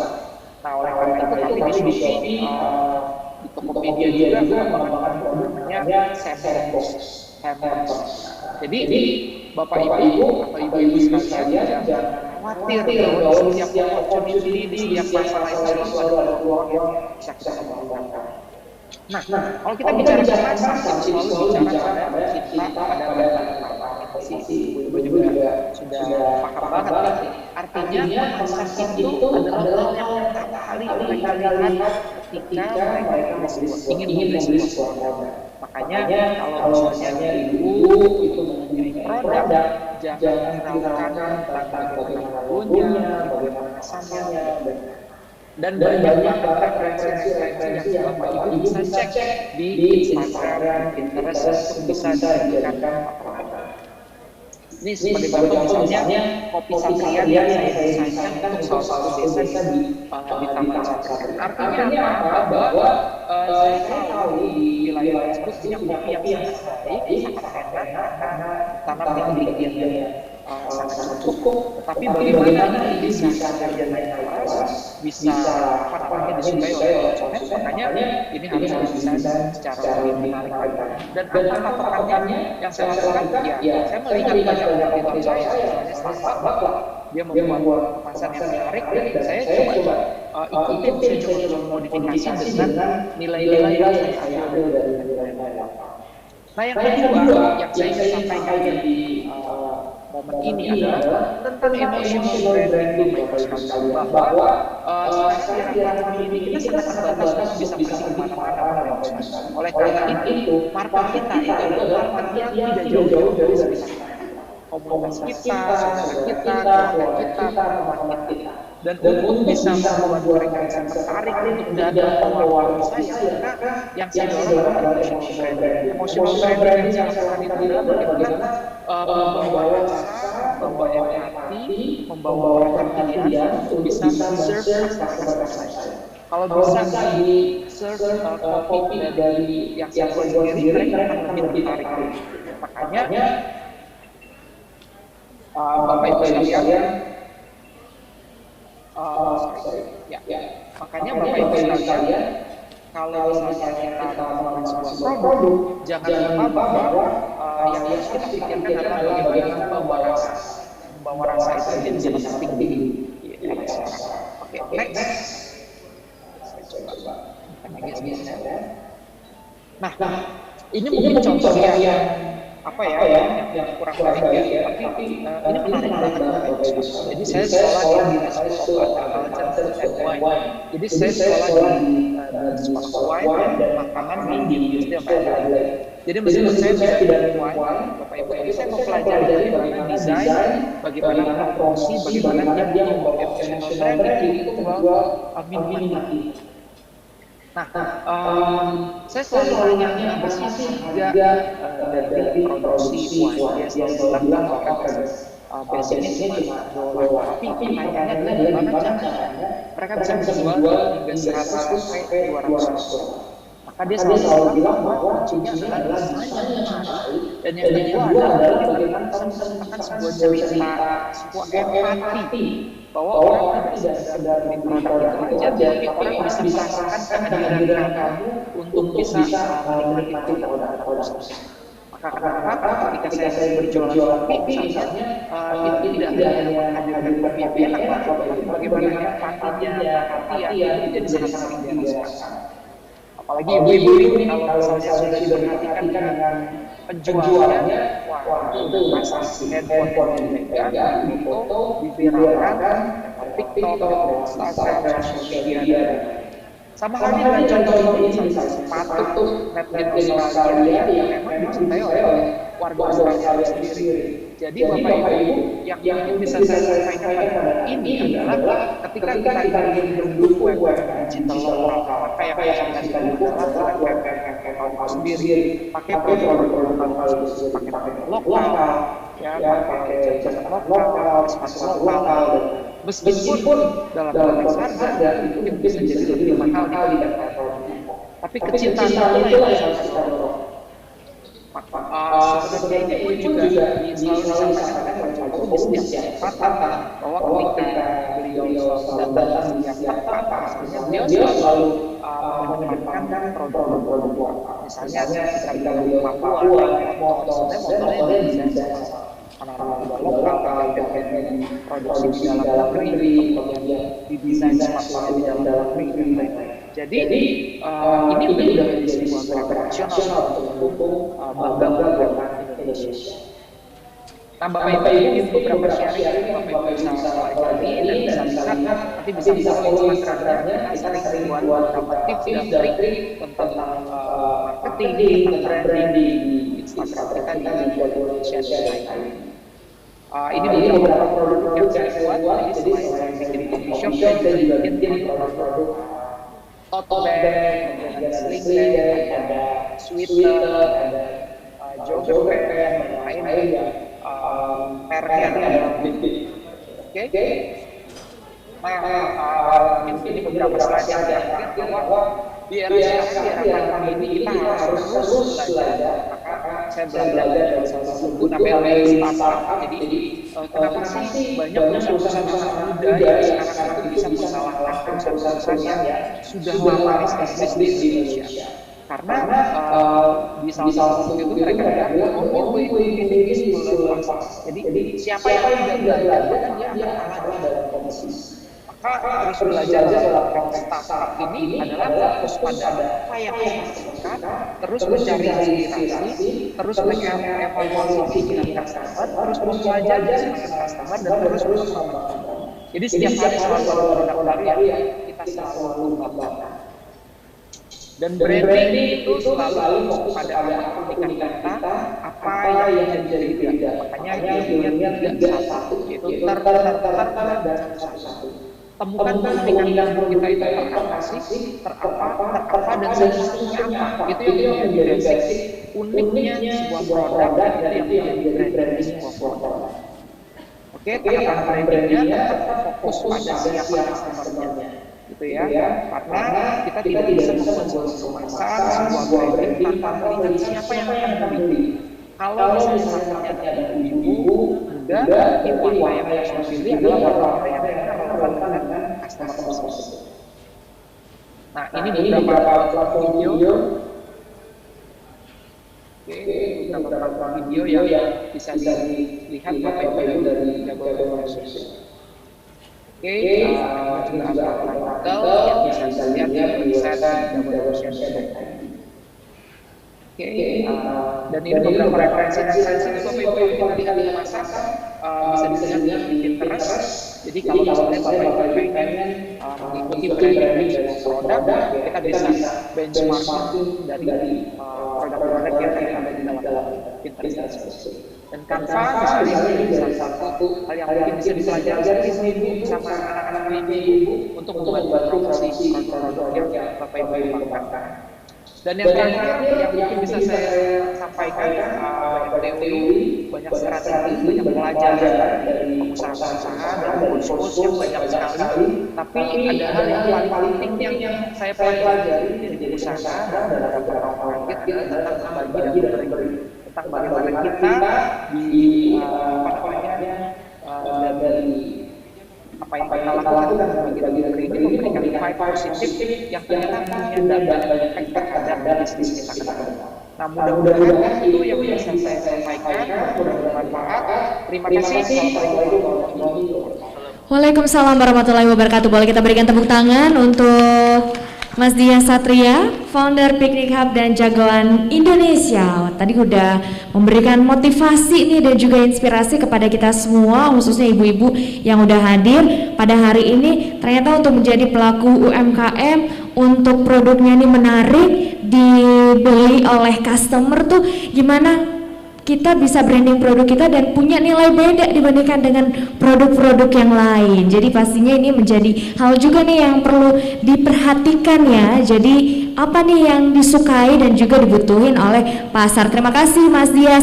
Nah, untuk Anda semua Bapak Ibu yang udah hadir di sini dan juga yang sudah nonton dan bergabung di Zoom meeting, nantinya kita ada sesi tanya jawab di akhir. Jadi kalau misalkan Anda yang berada di Zoom meeting ingin menuliskan pertanyaan, boleh dituliskan ya di kolom chat dan ingin ditujukan ke siapa pertanyaannya. Ibu-ibu yang ada di sini nanti juga boleh bertanya kepada narasumber kita. Dan sebelum kita lanjut ke narasumber berikutnya, saya juga ingin menyampaikan nih kepada semua hadirin, jangan lupa untuk follow Instagram dari Digital dan juga DJIKP dan juga Saku Informasi. Ini boleh di follow untuk dapetin informasi-informasi mengenai perekonomian digital ya. Pastinya boleh di follow semuanya yang ada di sini pasti pengguna Instagram dan juga pengguna media sosial. Baik, Bapak Ibu kita lanjut lagi ya. Kalau kita berbicara mengenai perekonomian di era digital saat ini, pastinya untuk pembayaran semuanya ini melalui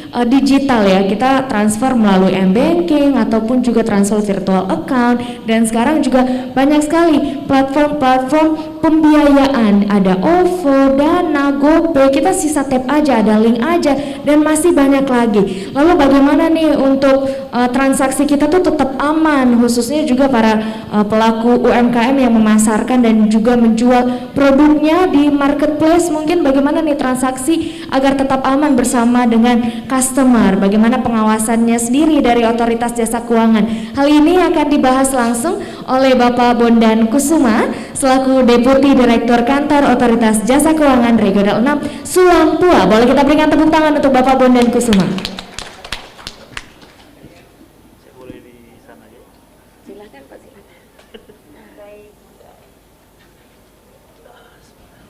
Baik, Bapak Bondan mau sambil berdiri juga boleh, sambil minggir juga di sini juga boleh. Silahkan, Bapak. Bismillahirrahmanirrahim. Assalamualaikum warahmatullahi wabarakatuh. Pertama-tama kami mengucapkan terima kasih Ibu sekalian sudah diundang di sini. Kami tadi kebetulan akses masuk melalui mall yang di samping belum buka. Cuman ketika naik ke atas, masuk ke ruangan, melihat ibu-ibu sekalian yang bersemangat sekali, semangat merah putih, Masya Allah. Jadi kami melihat dari OJK, ekonomi akan segera tumbuh, dengan tentunya melihat ibu-ibu yang sangat luar biasa pada pagi hari ini. Terima kasih. Tentunya kami juga menyampaikan permohonan maaf, sedianya Bapak Kepala Regional hadir menemani ibu-ibu sekalian, namun demikian beliau saat ini mendampingi Bapak Ketua, ada acara di Gorontalo, jadi beliau berhalangan hadir pada pagi hari ini. Sebelumnya kami mengucapkan terima kasih dan tentunya yang kami hormati Ibu Septriana Tangkari selaku Direktur Informasi dan Komunikasi Perekonomian dan Maritim Kemenkominfo. Ibu, selamat datang di Makassar. Dan tentunya yang kami hormati Ibu Lana Kuncoro selaku Ketua Umum Perempuan Indonesia Maju, Ibu Ida Nur Haris selaku UMKM Perempuan Indonesia Maju, dan juga tentunya Bapak Dias Satria, founder Piknik Hub dan Jagoan Indonesia, yang baru saja sudah menyampaikan materinya. Ibu sekalian, kami dari OJK akan menyampaikan terkait dengan yang pertama, apa itu OJK, kemudian kita akan masuk kepada financial technology, fintech, peer-to-peer lending, dan tentunya securities crowdfunding. Kenapa kita memilih dua topik ini? Karena dari kami OJK sesuai dengan Undang-Undang Nomor 21 Tahun 2011, OJK mengawasi 3 sektor keuangan. Jadi ada sektor perbankan, kemudian ada sektor pasar modal, dan ada sektor IKNB. Ibu-ibu, IKNB itu apa? IKNB itu industri keuangan non-bank. Jadi ibu tentunya ada industri keuangan non-bank ini, Pak Bundan, contohnya apa? Yang pertama tentunya ibu mengenal mengatasi masalah tanpa masalah. Di mana? Pegadaian. Nah, ini termasuk IKNB, artinya yang diawasi oleh OJK. Kemudian OJK juga mengawasi pinjaman online. Namun demikian seperti yang di media massa itu ada pinjaman online ilegal. Nah, ini tentunya tidak diawasi oleh OJK. Nanti kita akan bahas lebih lanjut terkait dengan pinjaman online. Yang pertama, OJK, tagline OJK adalah OJK mengatur, mengawasi dan melindungi sesuai dengan Undang-Undang Nomor 21 Tahun 2011. Kita masuk materi pertama, ya, perkembangan digital di dunia dan di Indonesia. Tadi disampaikan terkait dengan perkembangan digital, kita ada 6 yang kami soroti. Yang pertama terkait dengan payment. Jadi payment ini salah satunya, kalau yang di Makassar ini kalau masuk tol pasti ditanya dulu, kira-kira e-money-nya ada tidak?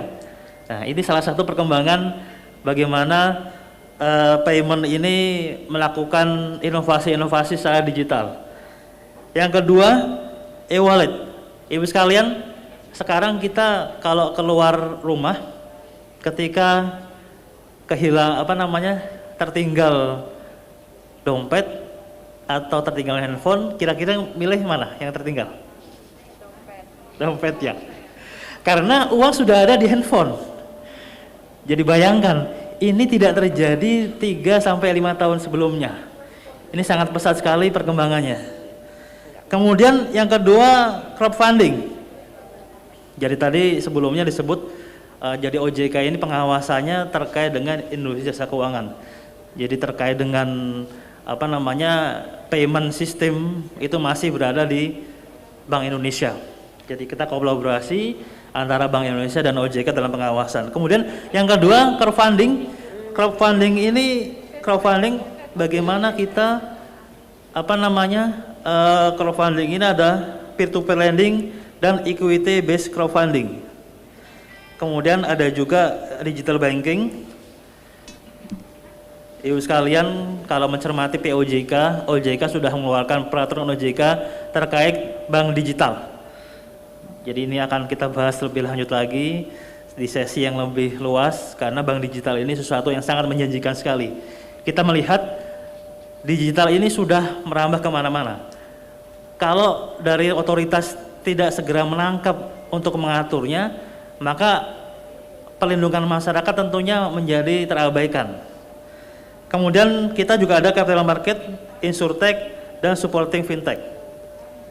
Selanjutnya kita melangkah ke topik selanjutnya, peer-to-peer lending. Ibu sekalian, ya, di layar terlihat peer-to-peer lending ini ada tiga pihak. Yang pertama, pihak pemberi pinjaman, kemudian penyelenggara fintech lending atau platform, dan penerima pinjaman. Pak Buna, yang mendapat izin dari OJK yang mana? Yang di tengah-tengah. Jadi peer-to-peer lending yang diawasi oleh OJK yang legal mendapat izin dari OJK hanya berperan di tengah-tengah. Mereka tidak memiliki dana, jadi dana dari pemberi pinjaman, kemudian sisi lain ada penerima pinjaman, ada 3 pihak. Bapak Ibu sekalian, sesuai dengan peraturan OJK, layanan pinjam meminjam uang secara langsung ini pengertiannya antara kreditur dan debitur berbasis teknologi informasi. Kemudian kita melihat di slide selanjutnya pinjaman online legal vs ilegal. Ini yang kalau ilegal ini pinjol ilegal. Yang pertama yang kita bisa melihat di slide saat ini sesuai dengan data Oktober ada 106 pinjaman online atau peer-to-peer lending legal yang terdaftar dan berizin di OJK. Kemudian kita melihat sebelah kanan 106 dibanding 3.365. Ini yang ilegal. Bayangkan, yang ilegal ini sudah ditutup oleh Satgas Waspada Investasi. Jadi OJK bersama dengan Kominfo, Kepolisian, Kejaksaan membentuk namanya Satgas Waspada Investasi. Ini untuk forum koordinasi supaya apa? Mempercepat pinjol-pinjol ilegal ini segera ditutup. Tentunya kita kerjasama dengan Kominfo yang memiliki kewenangan untuk menutup pinjol-pinjol ilegal ini. Tetapi Bapak Ibu sekalian, Ibu-ibu sekalian, hari ini satu pinjol kita tutup websitenya, besok muncul 10-20 website yang berbeda. Jadi makanya kami dari OJK melihat edukasi kepada masyarakat lebih mudah dan lebih murah ketimbang kita baca di media ada yang sampai bunuh diri juga karena terlilit pinjaman online ilegal. Kita melihat di slide selanjutnya, kita melihat bahaya fintech legal ilegal, fintech lending ilegal. Jadi yang pertama mereka tidak patuh regulasi. Karena apa? Mereka tidak ada yang mengawasi. Mereka tidak berizin. Mereka tidak ada izin dari OJK. Kemudian yang kedua, bunga denda biaya sangat tinggi. Bisa jadi sekalian ketika mereka menawarkan bunganya sedikit. Cuman ketika uang sudah masuk ke rekening kita, besok-besok penagihannya bunganya berbeda dengan yang ditawarkan. Tapi data sudah terlanjur masuk ke mereka. Jadi bayangkan, sangat berbahaya sekali. Kemudian tentunya pengurus dan SDM tidak handal. Karena Ibu sekalian, OJK berdasarkan POJK 77 tahun 2016 sudah mengatur pinjaman online legal persyaratannya ABCD. Kita sudah atur perusahaannya seperti apa, kompetensinya seperti apa. Sehingga kalau yang ilegal berkebalikan. Dan yang terakhir pengaduan tidak tertangani. Ibu sekalian, Pak Bundan, kalau saya sudah menjadi korban atau tetangga saya sudah menjadi korban pinjaman online ilegal, kira-kira apa yang harus dilakukan? Kira-kira apa Ibu sekalian? Yang pertama, pasti hutang harus dilunasi dulu. Itu yang pertama, hutang harus dilunasi. Yang kedua, karena ini tidak ada izin dari OJK, kami dari OJK dan Satgas Waspada Investasi menyarankan masyarakat yang mendapat teror, kan biasa mereka meneror ya, menelpon ya, segera menghubungi pihak kepolisian karena ini terkait dengan tindak pidana. Ya Bu ya. Jadi kalau Pak Bundan, kalau mama saya lapor ke OJK bagaimana? Kalau lapor ke OJK nanti kami fasilitasi, kami akan mengarahkan ke kepolisian karena memang kewenangannya ada di beliau ini sebagai penegak hukum. Kemudian, nah, Ibu sekalian, terutama yang paling mengkhawatirkan dari pinjaman online ilegal adalah akses data pribadi. Jadi kami pesan dari OJK supaya ketika ada penawaran pinjaman online ditanya dulu apakah dia sudah ada izin tidak dari OJK. Pak Bundan, caranya gimana?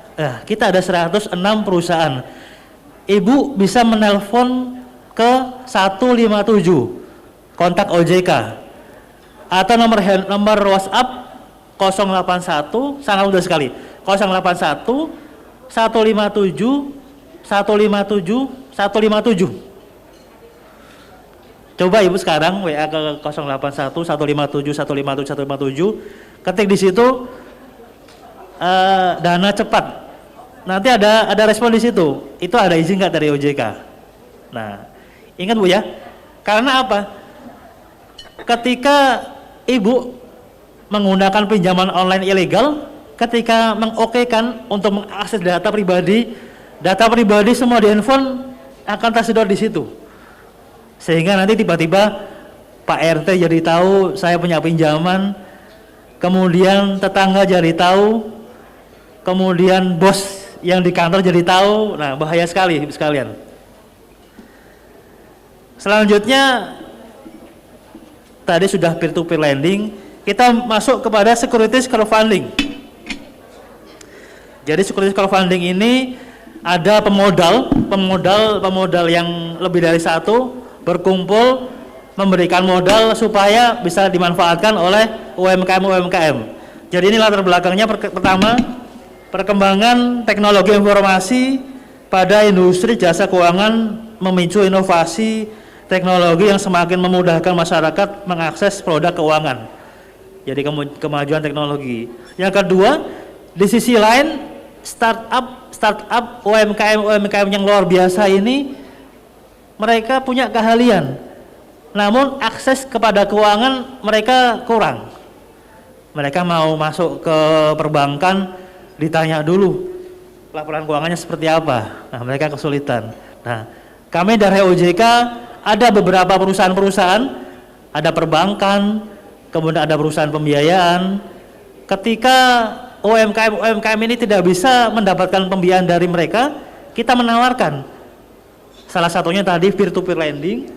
Jadi Bapak Ibu sekalian, kembali ke peer-to-peer lending, mereka tidak hanya memberikan pembiayaan untuk consumer. Mereka juga memberikan pembiayaan untuk produksi. Nah, selain itu juga kita menawarkan equity crowdfunding. Nah, kita masuk yang slide selanjutnya, efek yang ditawarkan. Jadi security crowdfunding ini modelnya seperti pasar modal. Ada efek yang ditawarkan. Ada penerbit, pemodal. Jadi nanti UMKM ini menerbitkan efek nanti yang dibeli oleh pemodal. Sehingga apa? Harapannya melalui platform digital, UMKM yang membutuhkan dana langsung ditangkap kebutuhan dananya oleh pemodal.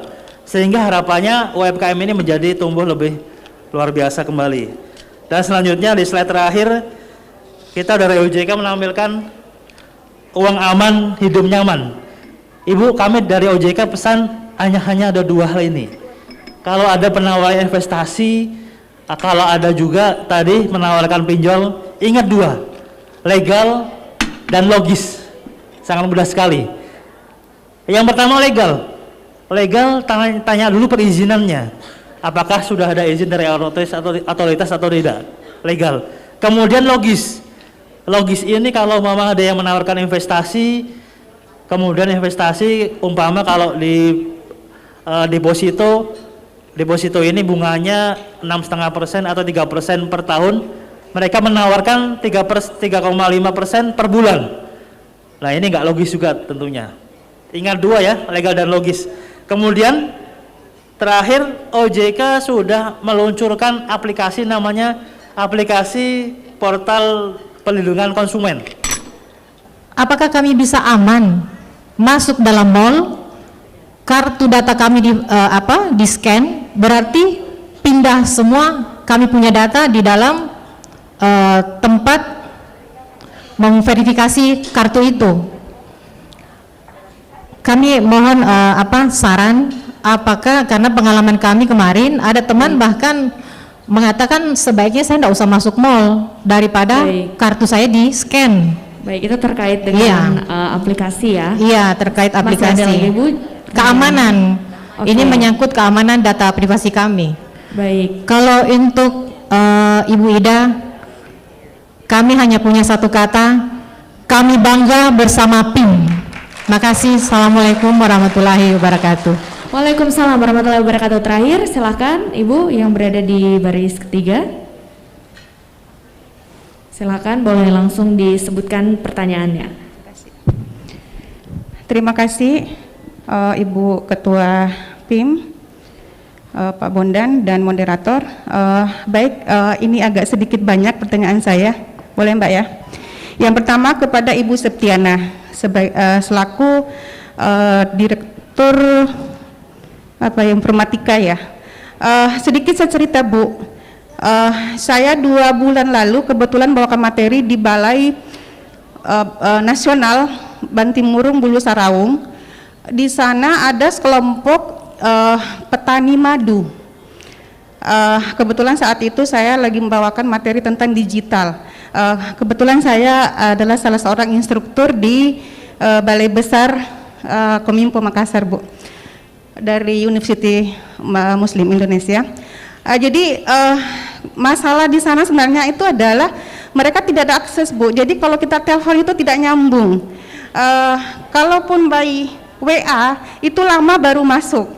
Sementara kita ingin mencoba membantu mereka itu agak-agak ini. Kalau di Makassar mungkin tidak ada masalah Bu, tapi sedikit keluar itu sudah jaringan sudah tidak membantu Bu. Ini mungkin juga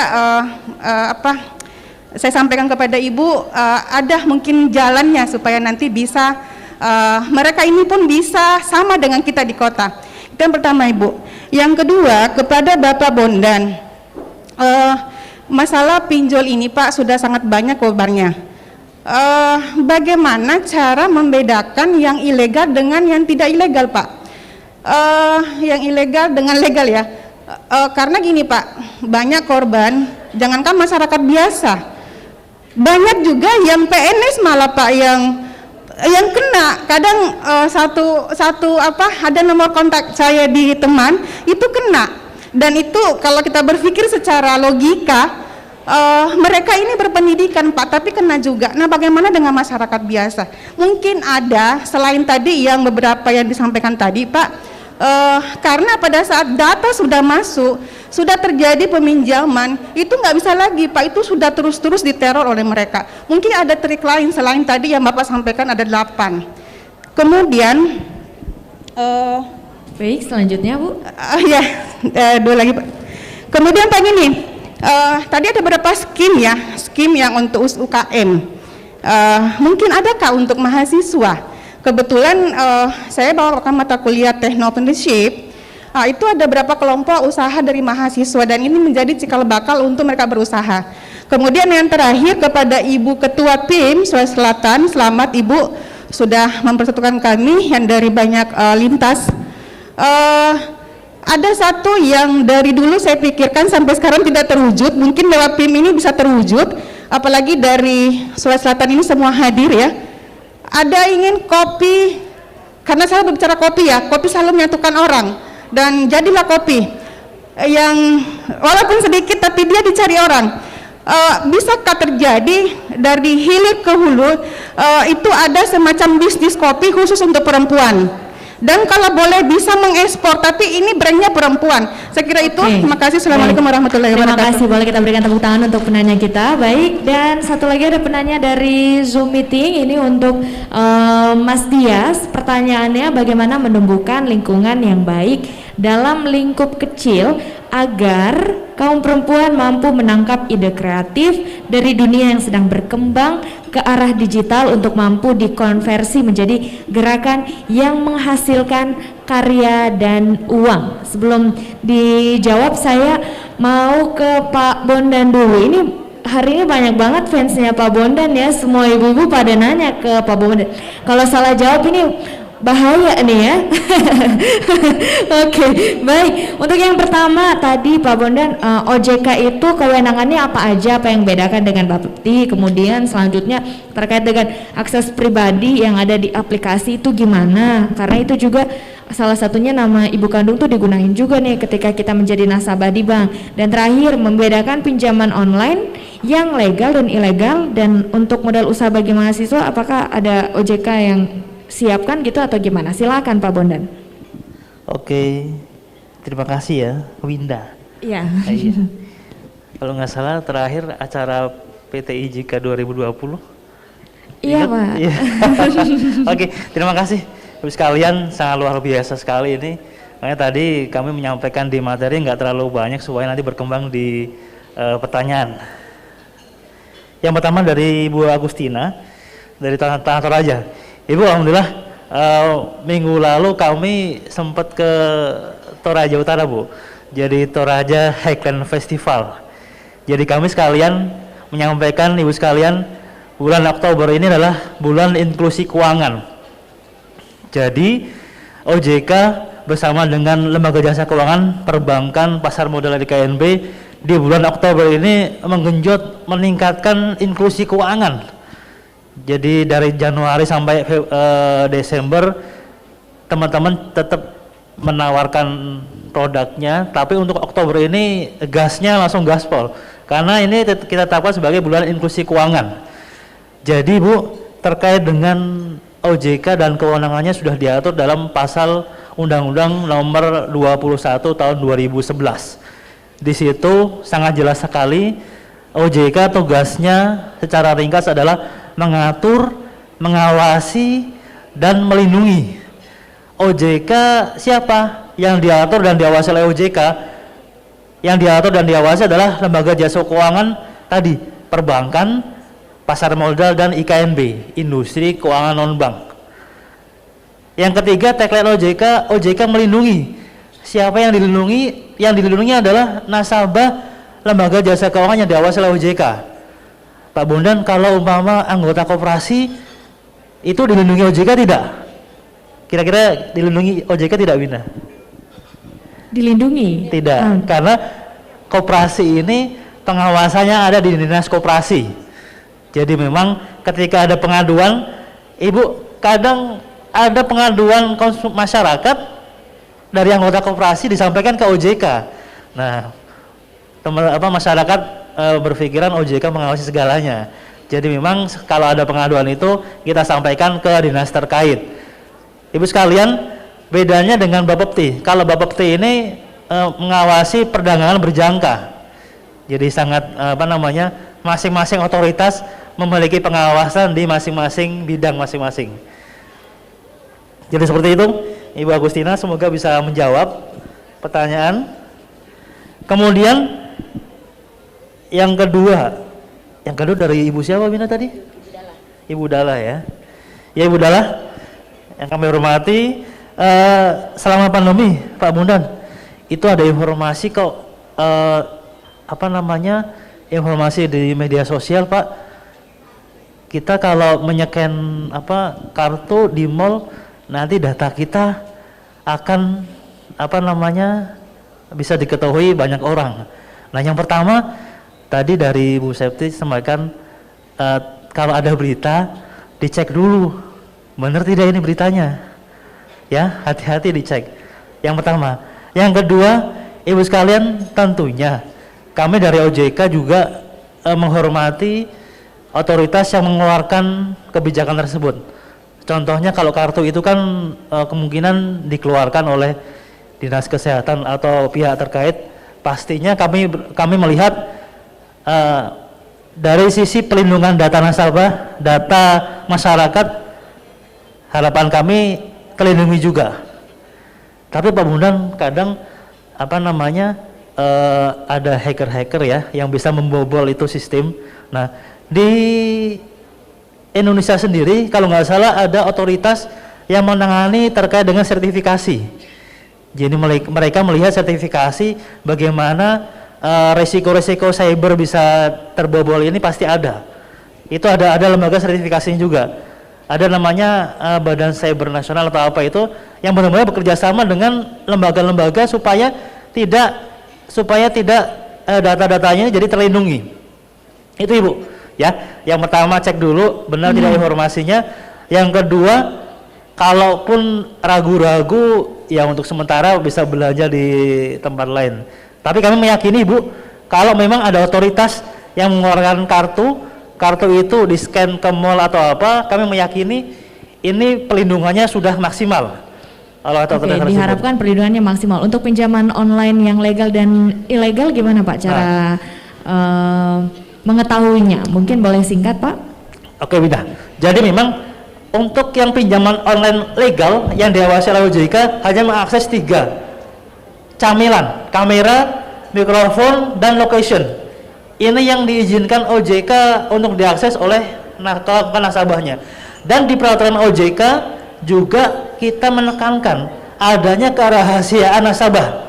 Itu yang harus dijaga mereka. Ibu, bedanya dengan pinjaman online ilegal. Kalau yang pinjaman online ilegal, mereka akan mengakses data pribadi ibu sekalian, data pribadi tetangga, data pribadi nomor handphone ya. Makanya hati-hati, karena ketika sudah menjadi korban, nah pasti ada teror kemana-mana. Itu sih, Indah.